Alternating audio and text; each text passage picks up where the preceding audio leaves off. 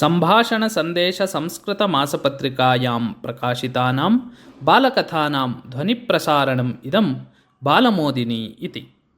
आसीत् कश्चन सुरभ्यः वनप्रदेशः।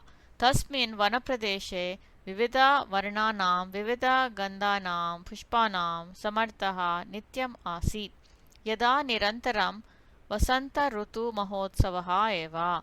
पुष्पतङ्गानाम् एषा वनस्थली प्रियतमं क्रीडास्थानम् आसीत्। एतस्मिन् वनप्रदेशे पुष्पकानां राज्यम् आसीत्। पुष्पिका नाम परी इति हिन्दीभाषायां, फेरी इति आङ्ग्लभाषायां। हसन्त्यः, क्रीडन्त्यः, नृत्यन्त्यः पुष्पिकाः सर्वत्र दृश्यमानाः आसन्। तासां सामान्यभाषितमपि सङ्गीतसदृशं श्रवणीयं। तासां सामान्यचलनवलनमपि सुरभ्यां नृत्यमिव दृश्यते स्म। सर्वाः पुष्पिकाः रूपसम्पन्नाः। तासां राज्ञी तु अतीव लावण्यवती। सा रूपगर्विता आसीत्। व्यवहारेण सा अतिक्रूरा। मायया सा अप्सरसः रूपं धरति स्म। नैकवारं तत्र वनप्रदेशे मृगयार्थं राजपुत्राः आगच्छन्ति। तदा अप्सरसः रूपं धृत्वा पुष्पिकाराज्ञी तान् विलोभयन्ति, प्रेमपाशे बध्नाति च। पश्चात् मन्त्रसामर्थ्येन सा राजपुत्राणां रूपान्तरम् अङ्गुष्ठमात्रकारेण करोति। लघुरूपान् राजपुत्रान् पश्चात् सा स्वर्णपञ्जरे स्थापयति। ईषत् ईषत् मधु खादयति च। तेषां पादेषु नृपराणि बद्ध्वा तान् विविधान् नृत्यप्रकारान् अध्यापयति च। एतादृशः नैके पञ्जराः तस्य प्रासादे आसन्। एवं क्रूरकर्मिणी आसीत् सा पुष्पिका राज्ञी। अदा कदाचित् तस्मिन् वनप्रदेशे वनदेवतायाः आगमनम् अभवत्। तस्याः सम्मानार्थं नृत्यसमारोहः आयोजितः।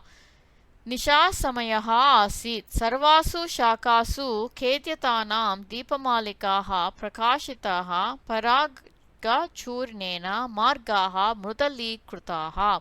भ्रमराणां गुञ्जरावरस्य पार्श्वसङ्कोचं प्रारब्धम्। अनुक्षणमेव प्रविष्टवती वनदेवता।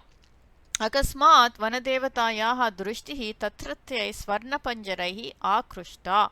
सा पृष्टवती, केनामेते जीवाः पञ्जरेषु निबद्धाः? एते राजपुत्राः मन्त्रसामर्थ्येन मया एवं लघूकृताः, प्रत्युक्तवती पुष्पराज्ञी। किमर्थं पञ्जरेषु निक्षिप्ताः ते? भ्रुकुटितभङ्गं कृत्वा पृष्टवती वनदेवता। मम मनोविनोदनार्थं पञ्जरे निक्षिप्ताः ते। यदा इच्छामि तदा तान् बहिः आनीय नर्तयामि। यदि ते नृत्यं न कुर्वन्ति तर्हि तान् अनया स्वर्णसूचिकया विबद्ध्वा पीडयामि। निशितं स्वर्णसूचिकां दर्शयन्ती अवदत् पुष्पिकाराज्ञी। एतत् श्रुत्वा वनदेवता अतीव क्रुद्धा। विमोचयतु एतान् झटिति आज्ञापितवती सा। कदापि न निमोचयामि तान्, औद्धत्येन प्रत्यवदत् पुष्पिकाराज्ञी। एषा अवज्ञा वनदेवतायै न अरोचत। सा पुष्पिकाराज्ञीम् अशपत्। अवदत् सा, हे पुष्पिकाराज्ञी, भवती अनुक्षणमेव मधुमक्षिकाराज्ञी भविष्यति।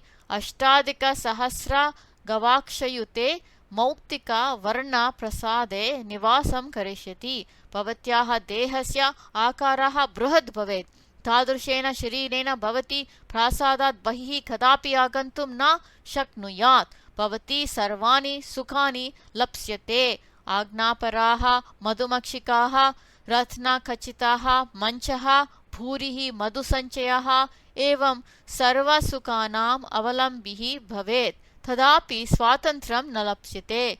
बन्दिनी भविष्यति। आत्मनः पापस्य प्रायश्चित्तम् अनुभवतु।